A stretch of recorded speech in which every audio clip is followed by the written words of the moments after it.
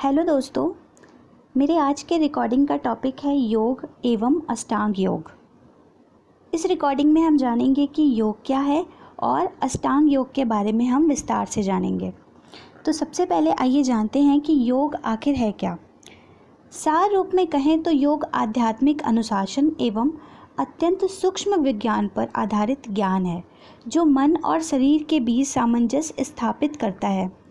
यह स्वस्थ जीवन की कला एवं विज्ञान है। संस्कृत वांगम्य के अनुसार योग शब्द युज धातु में घय प्रत्यय लगने से निष्पन्न हुआ है। पाणिनीय व्याकरण के अनुसार यह 3 अर्थों में प्रयुक्त होता है। पहला, युज समाधौ अर्थात समाधि। दूसरा, युजिर योगे यानी जोड़। तीसरा, युज संयमने यानी सामंजस्य। यौगिक ग्रंथों के अनुसार योग अभ्यास व्यक्तिगत चेतनाओं को सार्वभौमिक चेतनता के साथ एकाकार कर देता है। आधुनिक वैज्ञानिकों के अनुसार ब्रह्मांड में जो कुछ भी है वे परमाणु का प्रकटीकरण मात्र हैं। जिसने योग में इस अस्तित्व के एकत्व का अनुभव कर लिया है उसे योगी कहा जाता है। योगी पूर्ण स्वतंत्रता प्राप्त मुक्तावस्था को प्राप्त करता है। इसे ही मुक्ति, निर्वाण, कैवल्य या मोक्ष कहा जाता है। योग का प्रयोग आंतरिक विज्ञान के रूप में भी किया जाता है जो विभिन्न प्रकार की प्रक्रियाओं का सम्मिलन है जिसके माध्यम से मनुष्य शरीर एवं मन के बीच सामंजस्य स्थापित कर आत्म साक्षात्कार करता है।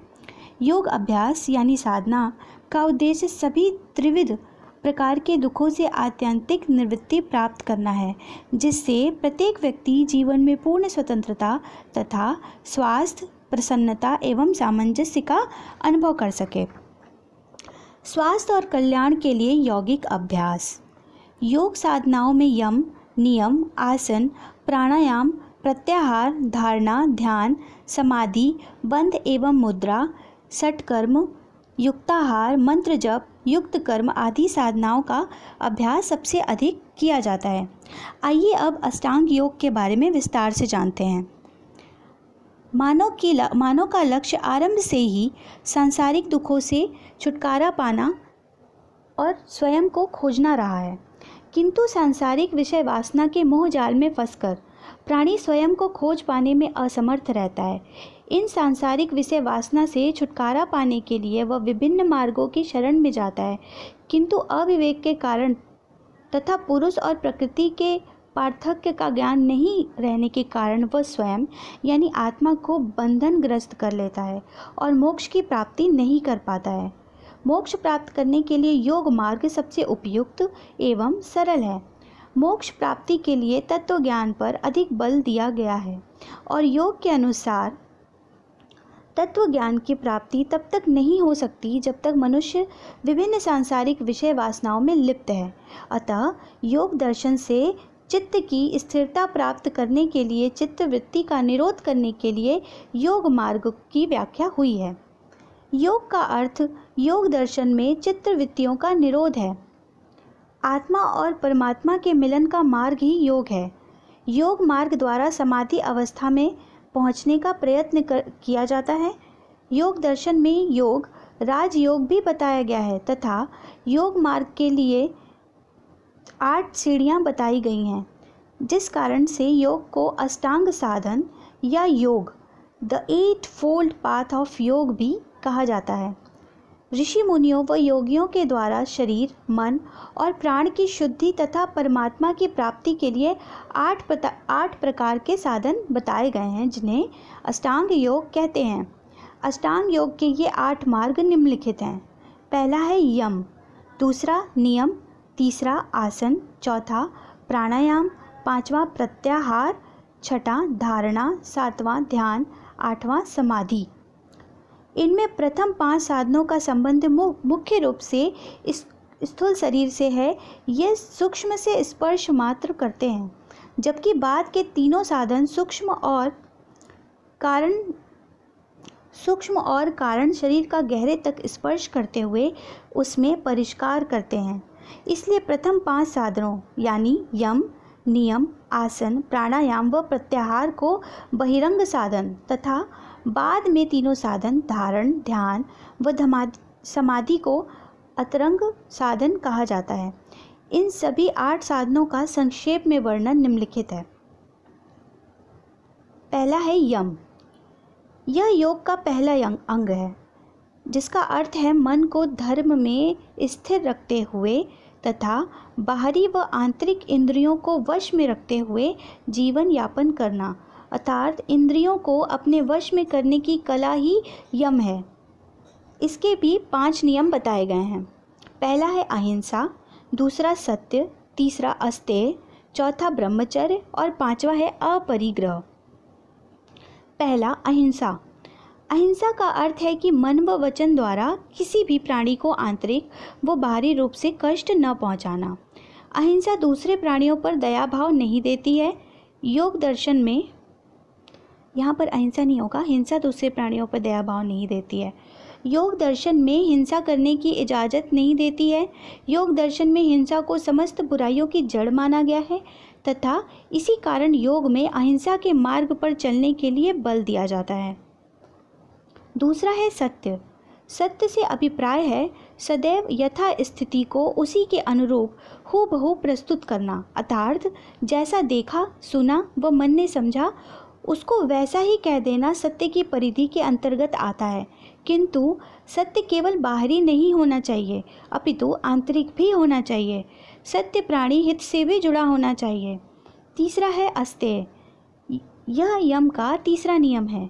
मन, कर्म, वचन से किसी दूसरे की धन को न कामना न करना ही, दूसरे के सत्य को ग्रहण न करना ही अस्तेय है। चौथा है ब्रह्मचर्य। आंतरिक व बाहरी इंद्रियों के साथ साथ विषय वासना से संबंधित गुप्तेंद्रियों को वश में करना ही ब्रह्मचर्य कहलाता है। शरीर से ही नहीं अपितु मन और वाणी से भी यौन सुख की कामना या इच्छा न जगाना ही ब्रह्मचर्य है। ब्रह्मचर्य यम का चौथा नियम है तथा योग दर्शन में ब्रह्मचर्य को अपनाए जाने पर अत्यंत बल दिया गया है, क्योंकि काम वासना से लिप्त प्राणी कभी भी परमात्मा को प्राप्त नहीं कर पाता है। 5वां अपरिग्रह। यह यम का 5वां नियम है। व्यक्तित्व को बिना परिश्रम के ही अचानक अतः धन व सुख सुविधाओं के प्राप्त होने पर उसका परित्याग करना ही अपरिग्रह करना कहलाता है। अपरिग्रह में दान का भी त्याग किया जाता है। जरूरत से अधिक धन संचय व सुख सुविधाओं का जुटाना भी अपरिग्रह के विरुद्ध है। सात्विक जीवन जीने के लिए यम के ये 5 नियम अत्यंत उपयोगी हैं। इन नियमों पर चलकर व्यक्ति स्वयं को परमात्मा के इतने निकट ले जाता है कि वह स्वयं को जब चाहे परमात्मा में विलीन कर सकता है। इन 5 नियमों में से व्यक्ति नैतिक व संयमी बनता है और बुरे आचरण से स्वयं को बचाए रखता है। वह अपने इंद्रियों को व कामेक्षा को वश में करना सीख जाता है, जिसके कारण वह योग मार्ग पर निष्कंटक चलता रहता है। दूसरा है नियम। यह योग का दूसरा अंग है। इसके अनुसार सात्विक व सदाचार जीवन पर बल दिया जाता है। नियम 5 प्रकार के बताए गए हैं। पहला है शौच, दूसरा है संतोष, तीसरा तप, चौथा स्वाध्याय, 5वां ईश्वर प्राणिदान, दम, सिद्धांत, श्रावण, लाज, जाय, होम, असितमता, सहमति। पहला है शौच। शौच से अभिप्राय शारीरिक स्वच्छता या शुद्धिकरण से है। इस शुद्धिकरण में आंतरिक व बाहरी स्वच्छता सम्मिलित हैं। शरीर को संतुलित भोजन, नियमित सफाई व यौगिक क्रियाओं द्वारा स्वच्छ रखा जा सकता है। मन को समस्त विकार जैसे क्रोध, तनाव, द्वेष आदि को बाहर निकाल रखा जा सकता है। दूसरा है संतोष। जीवन जीने के लिए आवश्यक चीज़ों की प्राप्ति हो जाने पर स्वयं को अन्य वस्तुओं की लालसा न करने देना ही संतोष कहलाता है। व्यक्ति यदि संतोष रखता है तो वह स्वयं को परमात्मा के अधिक पास ले जाने से सक्षम रहता है। तीसरा है तप।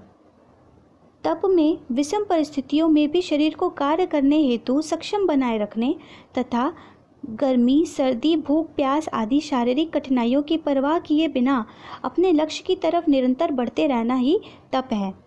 तप से परमात्मा व आत्मा के रहस्य को जानने में मदद मिलती है। योग दर्शन भी तप पर विशेष ध्यान दिया गया है। योग दर्शन में भी तप पर विशेष ध्यान दिया गया है। चौथा है स्वाध्याय। जीवन रूपी पथ पर धर्म ग्रंथों का तथा सत्संग व उच्च विचारों का नियम पूर्वक अभ्यास ही स्वाध्याय कहलाता है।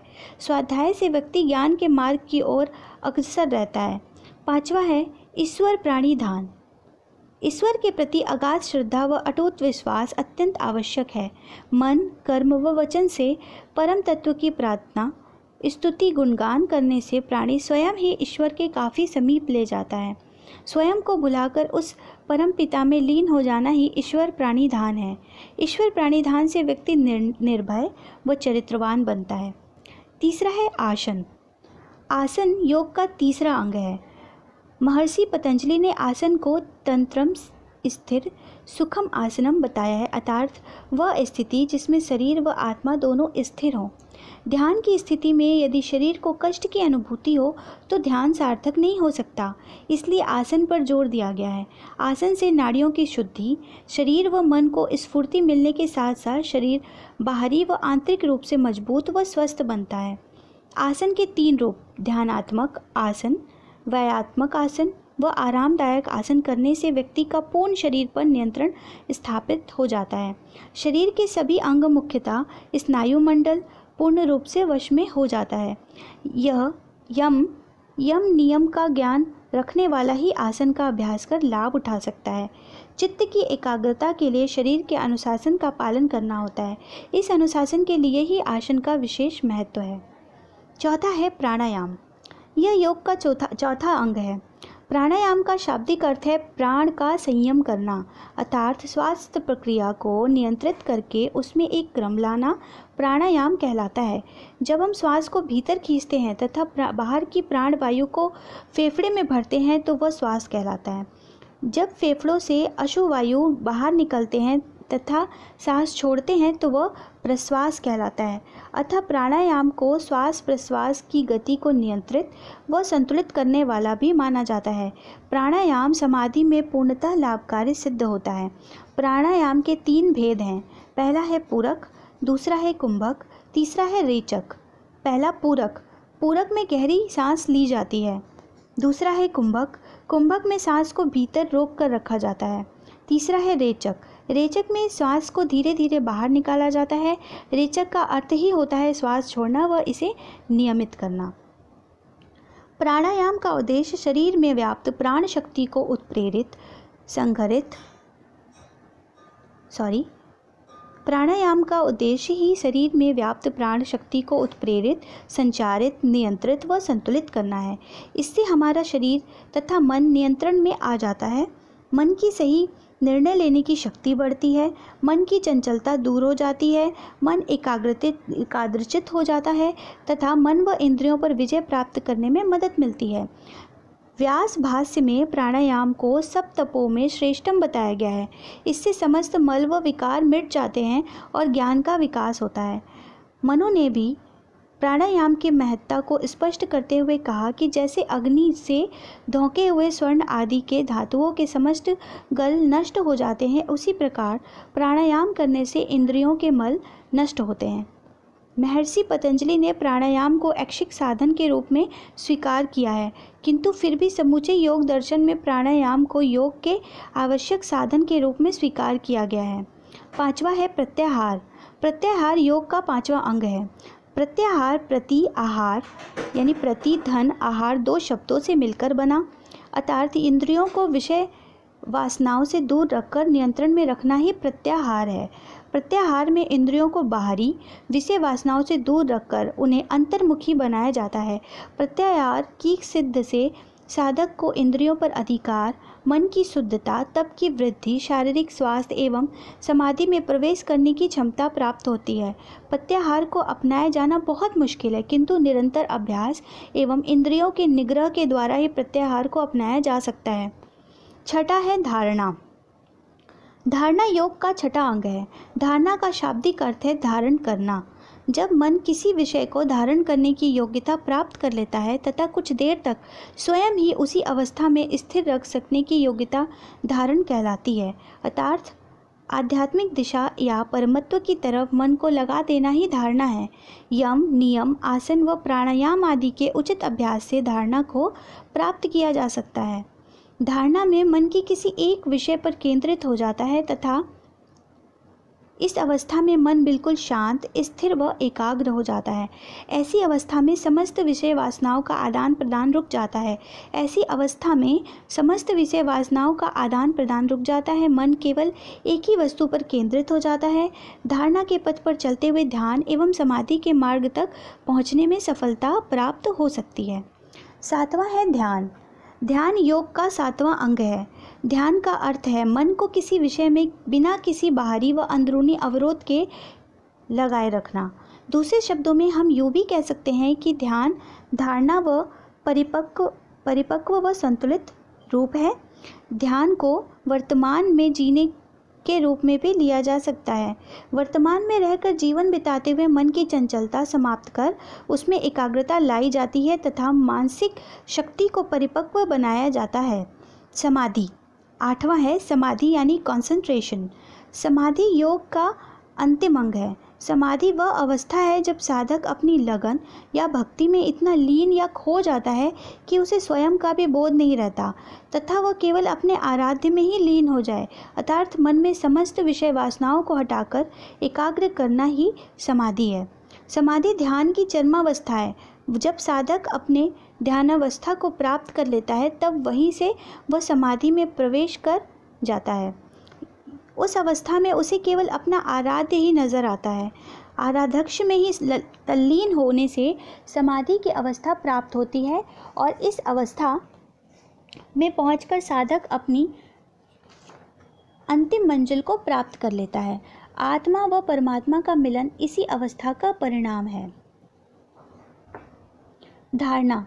ध्यान और समाधि तीनों का योग अंतरंग साधन कहा जाता है। इन तीनों का उद्देश्य एवं विषय एक ही रहता है, अर्थात एक विषय को लेकर मन में धारणा होती है, फिर उस धारणा में ध्यान लगाया जाता है तथा अंत में ध्यान के चरमोत्कर्ष पर पहुंचने से समाधि का मार्ग प्रशस्त होता है। इन तीनों का मिलन संयम कहलाता है। समाधि के 2 भेद माने गए हैं। पहला है संप्रज्ञात समाधि और दूसरा है असंप्रज्ञात समाधि। समाधि के 2 भेद माने गए हैं। पहला है संप्रज्ञात समाधि, दूसरा है असंप्रज्ञात समाधि। संप्रज्ञात समाधि के भी निम्न भेद स्वीकार किए गए हैं। पहला सवितर्क।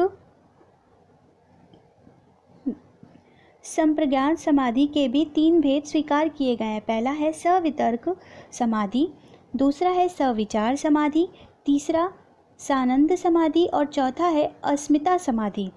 उपरोक्त अष्टांग मार्ग के 8 साधनों के मार्ग पे चलकर साधक स्वयं को परमात्मा में लीन कह सकता है तथा मोक्ष प्राप्ति की इसी मार्ग से होकर भी संभव है। मोक्ष प्राप्ति भी इसी मार्ग से होकर ही संभव है। प्राणी इन्हीं अष्टांग मार्ग पर चलकर स्वयं को जान सकता है तथा अपने जीवन के अंतिम व सच्चे लक्ष्य को भी प्राप्त कर सकता है। इस तरह से अगर हम योग का शाब्दिक अर्थ जानें तो योग का शाब्दिक अर्थ जोड़ना होता है, अर्थात प्राण यानी सार्वभौमिक चेतना के साथ जीवन यानी व्यक्तिगत चेतना को जोड़ना ही योग है। सार्वभौमिक चेतना को व्यक्तिगत चेतना से जोड़ना ही योग है और योग का अन्य कार्य 5 इंद्रियों को नियंत्रित करना और ध्यान केंद्रित करना है। Thank you friends.